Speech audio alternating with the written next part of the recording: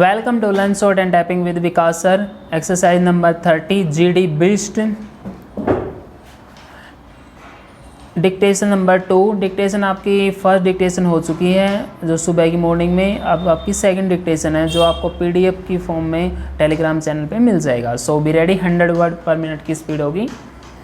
Start.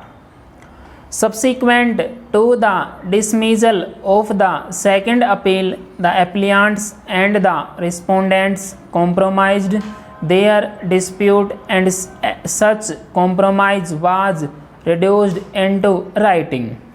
According to the written compromise, the appellants were entitled to retain half of the second upon third share of the land in dispute, and the respondents were to retain the other half.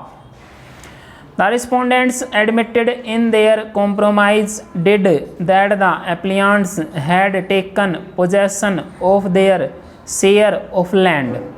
When this compromise was presented before the division bench of the High Court of Punjab and Haryana in letters patent appeal which came to be registered, the division bench of the High Court disposed of the said letters patent appeal in terms of the said compromise petition. Leaving aside the other facts in the present case, we may state here that a specific defense taken by the respondents in their written statement was to the effect that the suit was buried by limitation in view of Article 58 of the Act, because the suit having been filed after about 18 years of entering into the compromise by the parties in the High Court in the letters patent appeal must be filed within 3 years from the date of entering into the alleged compromise by the parties.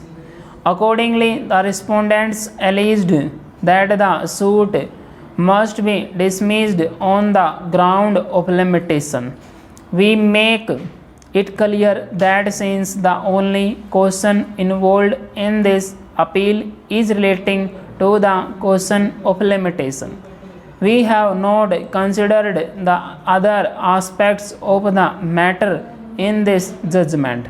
After the parties had entered appearance and led evidence in support of their respective cases also on the point of limitation, the trial court held inter alia that the suit was buried by limitation in view of Article 58 of the Act, as the cause of action arose in 1972.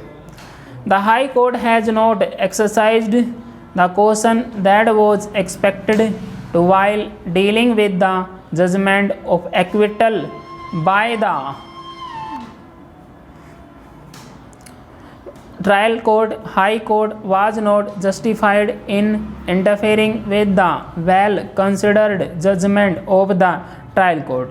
The judgment of the High Court is set aside and that of the trial court is restored. The appellant is allowed to go in appeal to the higher court if he is not satisfied with the judgment of this court. Leave is granted to pursue the matter in any court for final decision. Full stop.